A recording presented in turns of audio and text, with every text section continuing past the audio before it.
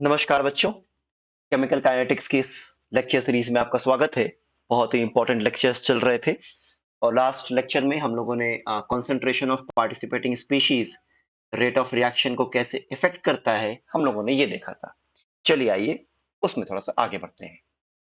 आज का लेक्चर बहुत ही इंपॉर्टेंट रहेगा। इस 2-3 लेक्चर को जो अभी चलेगा उनको प्लीज बहुत ही ध्यान से आप पढ़ना, क्योंकि let me tell you my friends, यही पूरा आज के लेक्चर से जो 3-4 लेक्चर चलेंगे, यही पूरा इस चैप्टर का आपका बेस बनेगा। ठीक है ना, न्यूमेरिकल सॉल्व करने के लिए। तो लेट अस सपोज मेरे पास कोई एक बैलेंस्ड केमिकल इक्वेशन है। लेट अस सपोज बेटा, मेरे पास कोई बैलेंस्ड केमिकल इक्वेशन है। और मान लो वो रिएक्शन है A A plus B B goes to C C. ठीक है ना। अब लेट अस सपोज ये जो रेट ऑफ रिएक्शन है ये डिपेंड करती है कॉन्सेंट्रेशन ऑफ ए पे। कॉन्सेंट्रेशन ऑफ ए पे डिपेंड करती है ये concentration of A power P. Let us also suppose कि जो रेट ऑफ रिएक्शन है it is proportional to concentration of B का power Q. And let us also suppose कि जो रेट ऑफ रिएक्शन है it depends on concentration of C power R. अगर मैं इन सभी को कंबाइन कर दूं तो मुझे क्या मिलेगा?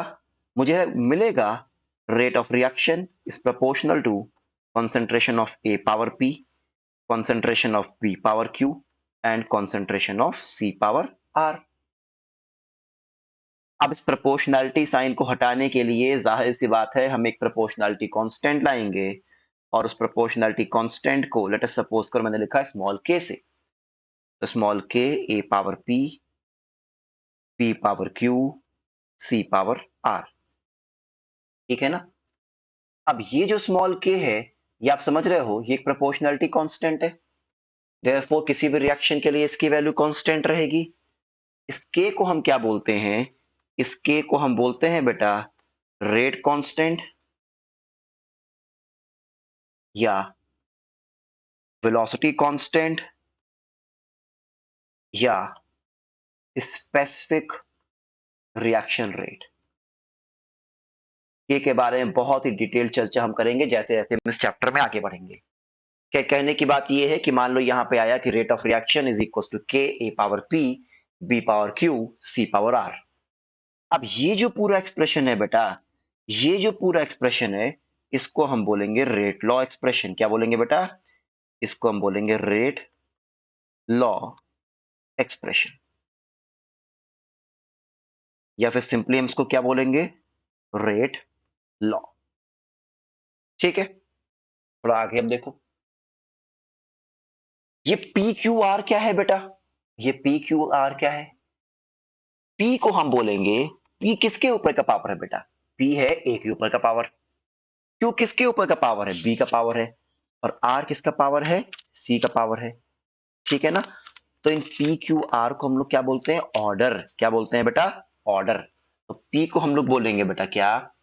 पी को हम लोग बोलेंगे ऑर्डर ऑफ ए बोलोगे, या फिर आप बोलोगे order of reaction with respect to A.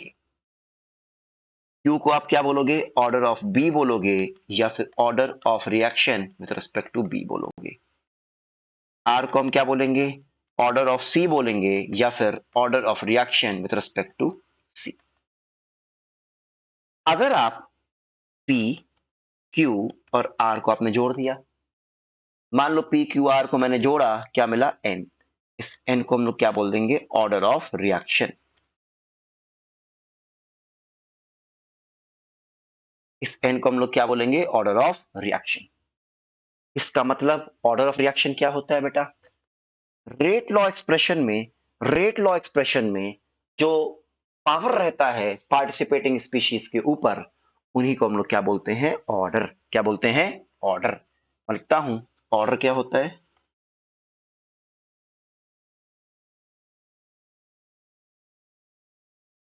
The exponent or the power on the species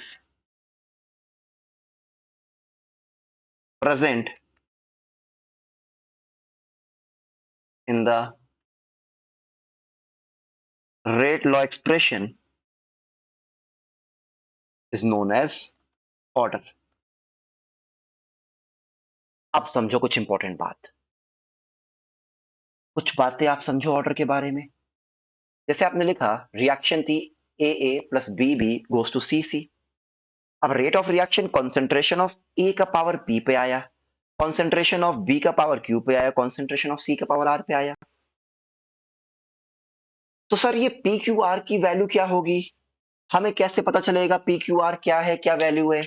late me tell you, rate of reaction concentration के किस पावर पे डिपेंड करता है, ये हम किसी भी रिएक्शन को डायरेक्टली देख के बता नहीं सकते हैं। रेट ऑफ रिएक्शन कॉन्सेंट्रेशन के किस पावर पे डिपेंड करता है, ये किसी रिएक्शन को हम डायरेक्टली देख के बता नहीं सकते हैं। इनफैक्ट रेट ऑफ रिएक्शन की डिपेंडेंसी कॉन्सेंट्रेशन टर्म पे it is very very complicated. Rate of reaction concentration के किस पावर पे डिपेंड करता है, ये रिएक्शन को देख के हम नहीं बता सकते हैं। It is completely experimental, it is completely experimental. हालांकि हमारे केस में हमें कुछ डेटास दिए रहेंगे और उन डेटास के थ्रू हम ऑर्डर जानने की कोशिश करेंगे। मैं फिर से कह रहा हूं, रेट ऑफ रिएक्शन की डिपेंडेंसी कॉन्सेंट्रेशन पे बहुत ही कॉम्प्लिकेटेड होती है। किसी रिएक्शन को हम डायरेक्टली देख के नहीं बता सकते हैं कि कॉन्सेंट्रेशन के किस पावर पर रेट ऑफ रिएक्शन डिपेंड करेगा। It is completely experimental. हालांकि हमारे केस में हमारे सिलेबस में कुछ एक्सपेरिमेंटल डेटास दिए रहेंगे जिसके थ्रू हम ऑर्डर को जानने की कोशिश करेंगे। क्या मेरी बात समझ में आ रही है आप लोगों को? आप एक बात मुझे और बताओ, क्या जो ऑर्डर है पी क्यू आर, क्या वो स्टाइकियोमेट्रिक कोफिशिएंट के बराबर हो, ऐसा जरूरी है? भाई अगर बराबर होता तो मैं पी क्यू आर में लिख के ए पावर ए लिखता, बी पावर बी लिखता, सी पावर सी लिखता। तो ऐसा जरूरी नहीं है कि स्टाइकियोमेट्रिक कोफिशिएंट जो है वो ऑर्डर के बराबर हो। कुछ केसेस में बराबर होते हैं, और सारी बातें मैं आपको समझाऊंगा। ठीक है ना? क्या अभी तक मेरी बात आपको समझ में आ रही है? तो मैं कुछ पॉइंट्स लिखता हूं क्या।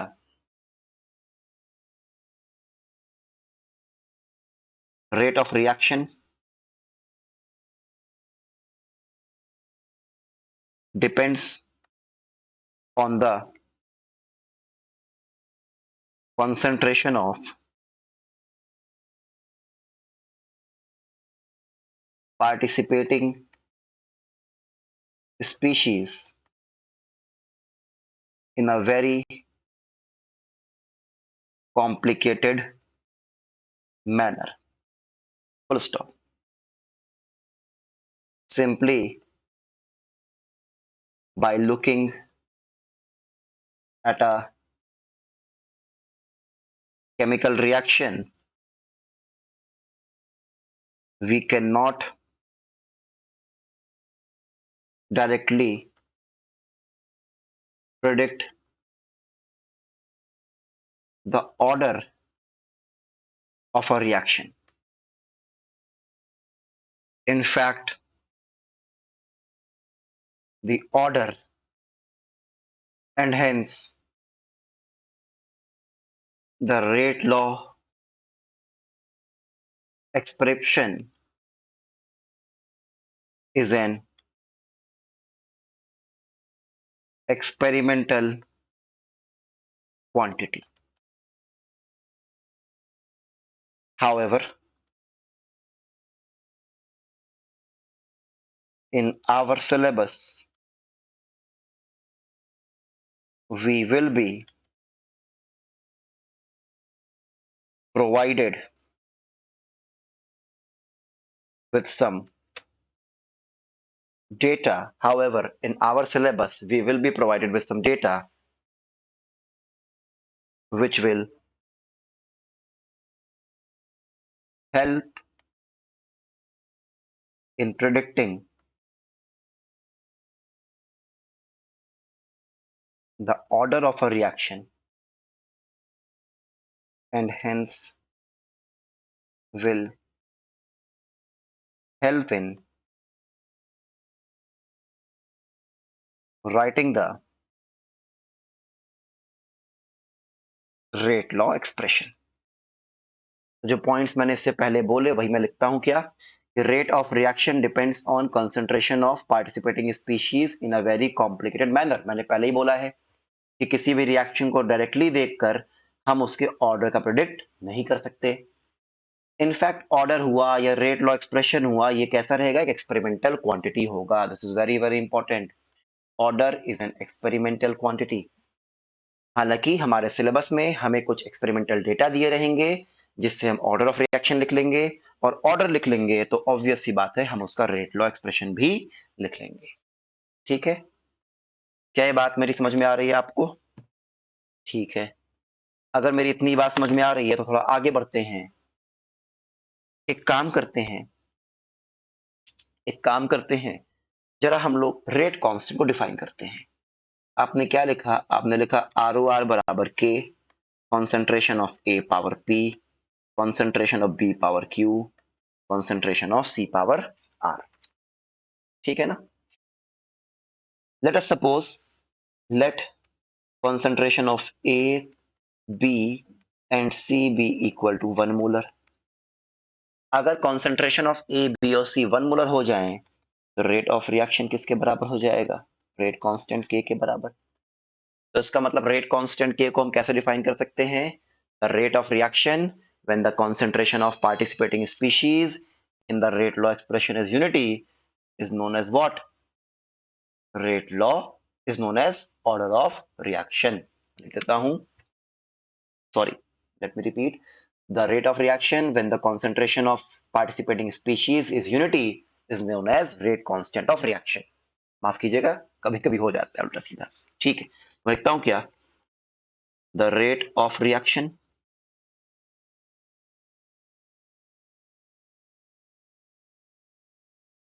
when the concentration of species present in the rate law expression is unity, unity मतलब 1, is known as rate constant of a reaction। ठीक है ना? जरा यूनिट ऑफ के की बात करते हैं।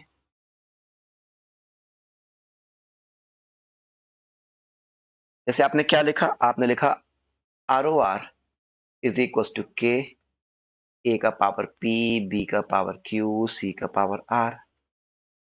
देयरफॉर के बराबर क्या हो जाएगा बेटा? Are O are upon A, are O are upon, एक मिनट इसको सही से लिख देता हूं। हाँ, के क्या हो जाएगा? आर ओ आर अपॉन ए का पावर पी, बी का पावर क्यू, सी का पावर आर। और आर ओ आर की यूनिट क्या होती है? Concentration per unit time. अच्छा, ए का पावर पी, बी का पावर क्यू, सी का पावर आर। ए क्या है? मोलारिटी है। बी भी किस में है? मोलारिटी में। सी भी किस में है? मोलारिटी में है। तो molarity power P, molarity power Q, molarity power R क्या आ जाएगा? Molarity power P plus Q plus R. और इसी को आपने क्या बोला है? P plus Q plus R को आपने एन बोला है। देयरफॉर यूनिट ऑफ के क्या हो जाएगी बेटा? Molarity power 1 minus N time inverse. ये तो तब है जब आप रेट नाप रहे थे मोलारिटी के फॉर्म में। मान लो आप रेट नाप रहे होते पार्शियल प्रेशर के फॉर्म में, तब यूनिट क्या होता है? ATM power 1 minus N time inverse. तो आप कह सकते हो कि यूनिट ऑफ के क्या हो जाएगा बेटा? मेजरेबल पैरामीटर, जो कि मैक्सिमम केस में कॉन्सेंट्रेशन होगा, power 1 minus N time inverse. क्या ये बात समझ में आ रही है? ठीक है ना? तो यहां मैं लिखता हूं क्या? ऑर्डर ऑफ रिएक्शन, और यहां मैं लिखता हूं यूनिट ऑफ के। मैं तो जैसे मान लो मैंने ऑर्डर ले लिया 1, 0, -1/2, -1, 2। ठीक है ना? तो अगर ऑर्डर आपका 1 है तो क्या हो जाएगा? मोलारिटी, अच्छा यूनिट क्या है मैं फिर से कह दे रहा हूं, molarity power 1 minus N time inverse. तो यहाँ पे क्या हो जाएगा? Time inverse. यहाँ पे क्या हो जाएगा? Molarity power time inverse. यहाँ पे मोलारिटी पावर 3/2 टाइम इनवर्स। यहाँ पे मोलारिटी स्क्वायर टाइम इनवर्स, और यहाँ पे मोलारिटी पावर -1 टाइम इनवर्स।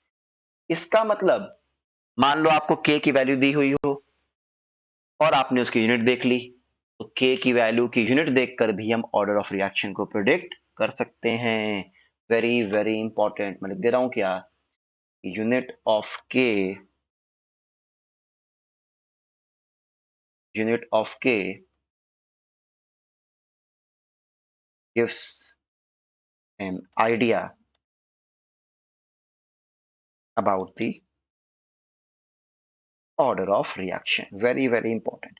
मैंने कहा था ना कि ऑर्डर निकालना एक्सपेरिमेंटल होता है, लेकिन एक तरीका आप सीख गए ऑर्डर निकालने का, क्या, यूनिट ऑफ के को देख के आप ऑर्डर ऑफ रिएक्शन निकाल सकते हो। जैसे मान लो मैंने आपको एक क्वेश्चन दिया,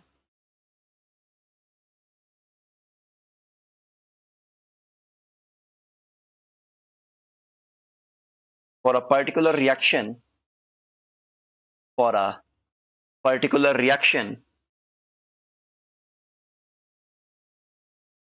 value of k is 3 into 10 power minus 3 liter square mole power minus 2 second inverse।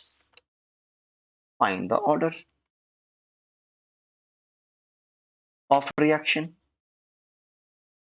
कैसे करेंगे, यूनिट क्या दिया जरा देखो तो, इसको मैं लिख दूं mole power minus 2 litre square second inverse. इसको क्या लिखोगे आप इसको लिखोगे mole per litre power minus 2 second inverse.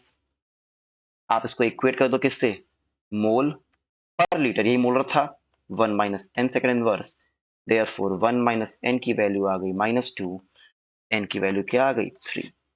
यही क्या हो गया ऑर्डर ऑफ दिस रिएक्शन। क्या ये बात मेरी समझ में आ रही है आप लोगों को, इसमें कोई दिक्कत की बात तो नहीं है, क्लियर है, ठीक है, चलिए फिर। अच्छा चलिए यहाँ पे आप एक चीज तो आप देखो, ऑर्डर आपने 0 लिखा, 1 लिखा, -1/2 लिखा, -1 लिखा, 2 लिखा, इसका मतलब ऑर्डर ऑफ रिएक्शन की वैल्यू क्या हो सकती है, 0 भी हो सकती है, पॉजिटिव भी हो सकती है, नेगेटिव भी हो सकती है, फ्रैक्शनल भी हो सकती है, कुछ भी हो सकती है। तो पॉइंट अभी मैं लिख रहा हूं और इस पॉइंट को मैं आगे फिर से लिखूंगा, अभी भी आप लिख लो क्या, order can be positive, negative, 0 और इवन फ्रैक्शनल। मतलब the value of order can be any real number. ठीक है, क्या इसमें कोई दिक्कत आ रही है, नहीं, चलिए फिर थोड़ा आगे बढ़ते हैं। अच्छा ये सब जो मैं आपको बता रहा हूँ ये आपके जेई मेंस जेई एडवांस्ड के लिए भी उतने ही इंपॉर्टेंट है जितना बोर्ड्स के लिए हैं। लेट मी टेल यू, ये क्वेश्चन बोर्ड्स में भी आएंगे। और जो पढ़ाया जा रहा है मैं आपसे शुरू से ही कह रहा हूँ, इनको आप पढ़ो, आपके एग्जामिनेशन सारे, चाहे बोर्ड्स चाहे मेंस चाहे एडवांस्ड, सबका सब खुद ब खुद कवर हो जाएगा। ठीक है, थोड़ा एक थ्योरेटिकल पार्ट में यहाँ पर लिख देता हूँ, डिफरेंस बिटवीन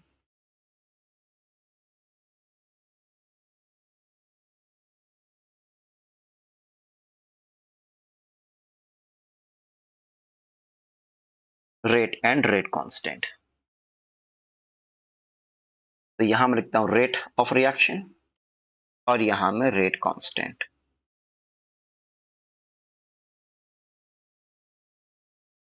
ठीक है, तो रेट क्या होता है, इट इज द, आप बोल सकते हो it is change in measurable parameter which in general is concentration या partial pressure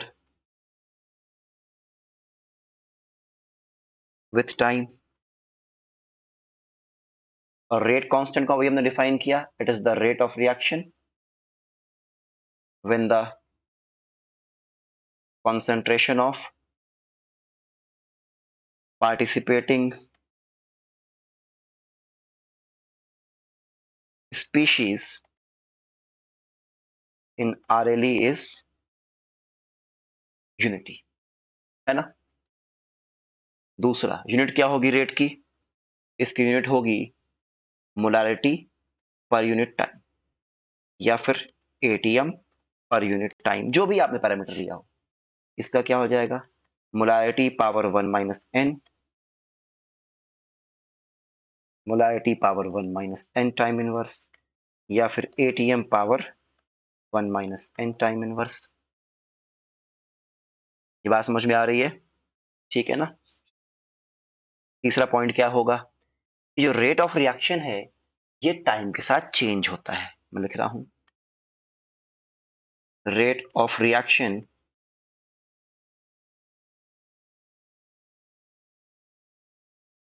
changes with time except for zero order. और जबकि रेट कांस्टेंट तो किसी रिएक्शन के लिए कांस्टेंट था, तो जो रेट कांस्टेंट है it is independent of time. अच्छा सर, अब इस पॉइंट का मतलब समझाइए sir. Rate of reaction time के साथ चेंज होगा एक्सेप्ट फॉर जीरो ऑर्डर। ये सब जब हम आगे बढ़ेंगे ना, जब हम जीरो ऑर्डर की स्पेसिफिक रिएक्शंस जब हम पढ़ेंगे, तो वहां पे ट्रस्ट मी मैं ये बातों को बहुत डिटेल में बताऊंगा आपको। और जब आप जीरो ऑर्डर की रिएक्शन पढ़ोगे, आप मुझे रोक के वहां पूछ भी सकते हो।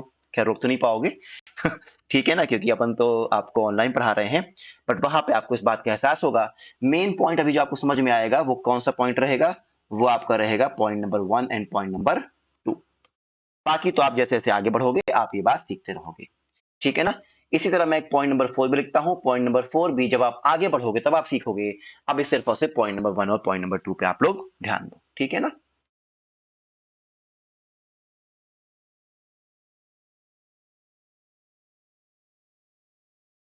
Point number 4, rate of reaction, it depends on concentration, again except zero order। और जबकि rate constant is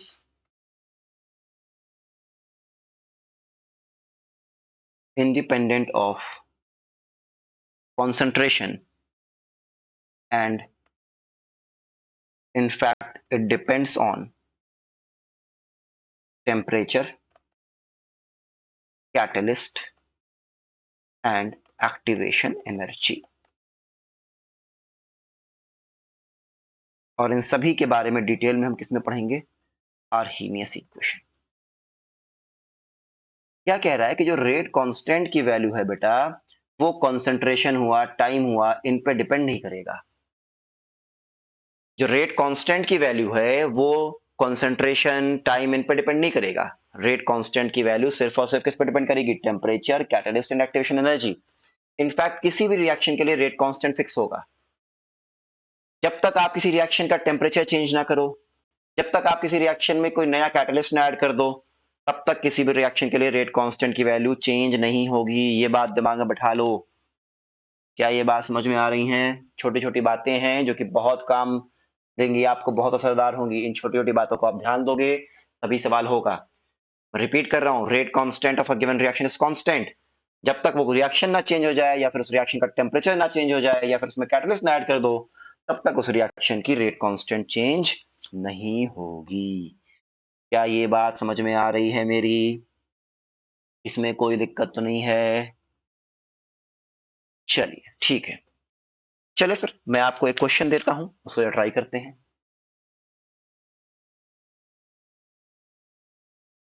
ये क्वेश्चन बोर्ड्स के लिए भी उतना ही इंपॉर्टेंट है जितना आपके मेंस के लिए है।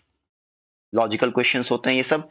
अभी तक जो मैंने बताया उनको दिमाग में आप लोग रखना। ठीक है ना? जैसे मान लो मैंने आपसे कहा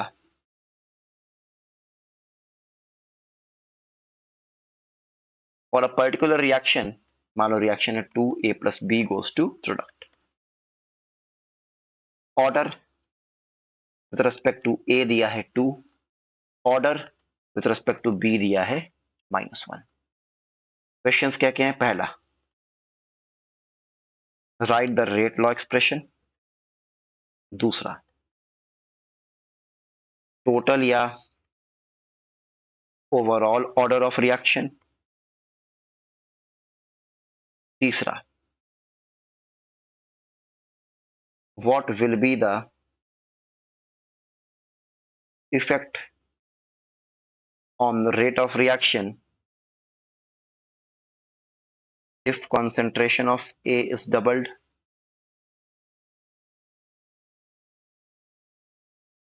चलो पहले ये 3 क्वेश्चन करते हैं।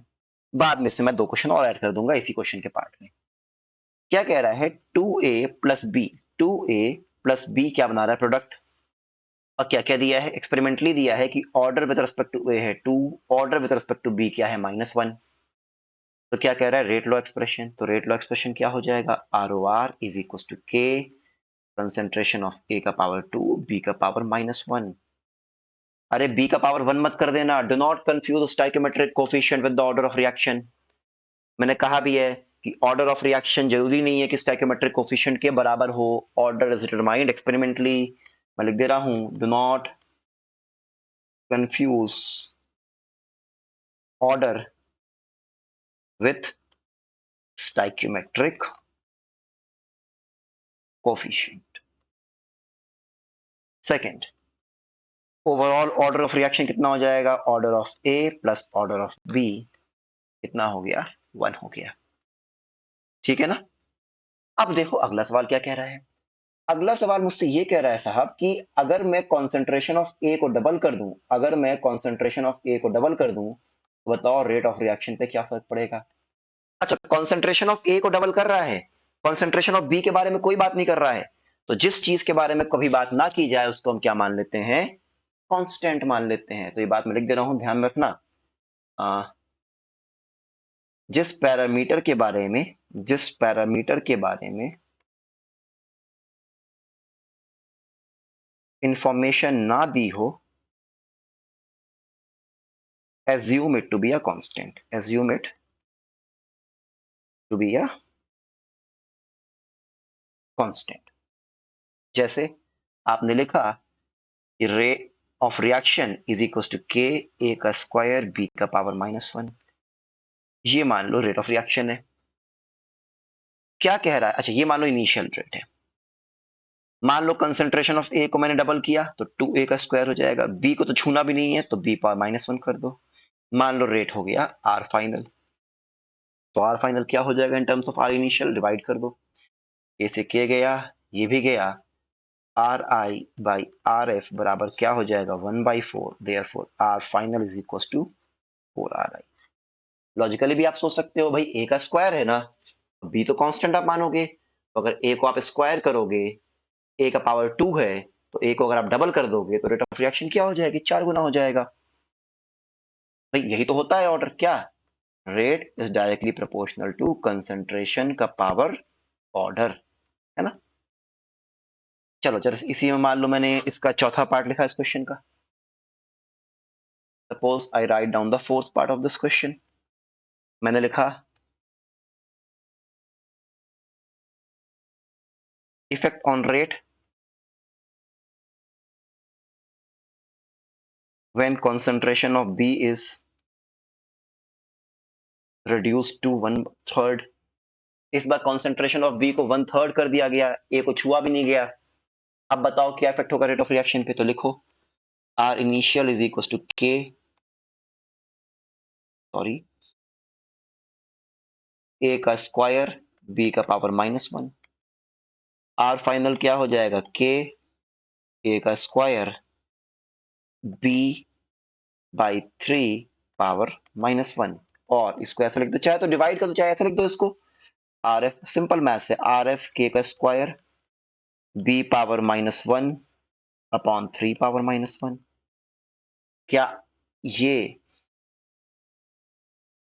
क्या ये वैल्यू आपकी आर इनिशियल की नहीं है, और आर एफ बराबर R I upon 3 power -1 is equal to 3 RI। तो रेट क्या हो गया, 3 टाइम्स इंक्रीज कर गया, तो rate increases by 3 times. Easy question, ठीक है। अच्छा, मान लो इसका मैं एक और पार्ट लिख दूं इस क्वेश्चन का। What will be the effect on rate? What will be the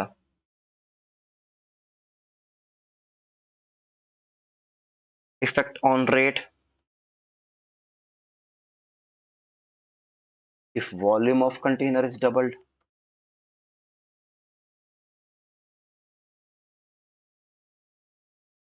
ये बात आप समझते हो कि कॉन्सेंट्रेशन जो है वो वॉल्यूम के इनवर्सली प्रोपोर्शनल होता है ना।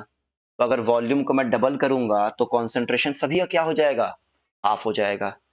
Are initial is equal to K A का स्क्वायर बी का पावर -1, आर फाइनल क्या हो जाएगा, वॉल्यूम डबल किया तो कंसेंट्रेशन आधा हो जाएगा, b/2 का पावर -1, और R F is equal to K A का स्क्वायर बी का पावर -1 अपॉन 2 का स्क्वायर इंटू 2 पावर -1, ये क्या हो गया, आर आई अपॉन ये हो गया 2, देयरफॉर आर एफ बराबर RI/2। इसका मतलब rate of reaction decreases by 2 times, या फिर आप ये बोल सकते हो rate of reaction becomes half. क्या मेरी ये बात समझ में आ रही है, बोलो। इन सभी चीजों को बहुत ही ध्यान से पढ़ो, बहुत ही ढंग से पढ़ो, इन चीजों को अपने दिमाग में बैठाओ, जैसा थॉट प्रोसेस मैं कह रहा हूं उसको दिमाग में रखो, और इधर जो 2-3 लेक्चर्स की चीजें हैं वो बेसिक्स रहेंगी, और इनको प्लीज आप ढंग से समझने की कोशिश करना। क्या ये बात समझ में आ रही है, बताइए। चलिए मैं एक क्वेश्चन और देता हूं आपको,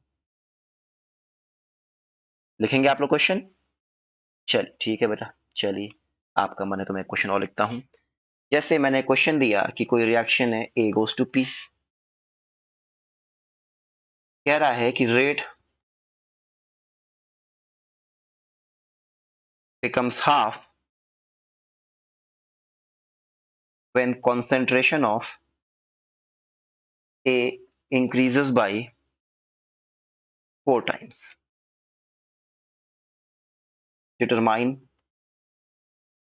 order with respect to A. Easy. मान लो रेट ऑफ रिएक्शन जो है it is equal to concentration of A का power x, let x be the order of A, और इसको क्या लिख दो, इसको लिख दो R। अब क्या कह रहा है, अब मेरे से ये कह रहा है कि कॉन्सेंट्रेशन ऑफ ए को 4 गुना बढ़ाने पर रेट ऑफ रिएक्शन आधी हो गई, तो क्या करो, R फाइनल क्या हो जाएगा, RI/2 हो जाएगा, क्योंकि रेट क्या हो गया, हाफ हो गया, कब, जब ए का कॉन्सेंट्रेशन 4 गुना किया गया, 4A का पावर x कर दो is equal to K A का पावर x 4x। RI बराबर क्या है, k इंटू ए पावर x, तो RI और k पावर x इक्वल है, कैंसिल हो गया, और 1/2 is equal to 2 power 2x, और 2 power -1 is equal to 2 power 2x, therefore x बराबर -1/2। तो सिंपल नॉर्मल मैथमेटिक्स पे सब सवाल होते हैं।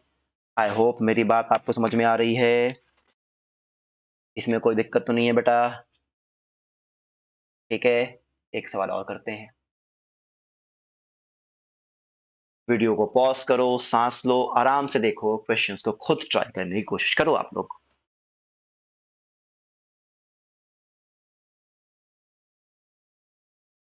मान लो ये कोई रिएक्शन दी है कि A plus B plus C goes to product. अब क्या एक्सपेरिमेंट किया गया, इस पे 3 एक्सपेरिमेंट किए गए। पहला क्या कह रहा है, on doubling the volume of container rate decreases by 8 times. पहला एक्सपेरिमेंट, जब कंटेनर के वॉल्यूम को डबल किया गया तो रेट 8 गुना कम हो गया। दूसरा एक्सपेरिमेंट क्या किया गया, on doubling the concentration of A and reducing concentration of B to half, comma, rate becomes 4 times। क्या कह रहा है, कह रहा है C को नहीं टच किया गया, लेकिन जब A को डबल किया गया, B को हाफ किया गया, तो रेट ऑफ रिएक्शन 4 टाइम्स बढ़ गया। तो तीसरा एक्सपेरिमेंट क्या कह रहा है, तीसरा कह रहा है on increasing concentration of C by 4 times, comma, rate increases by 64 times।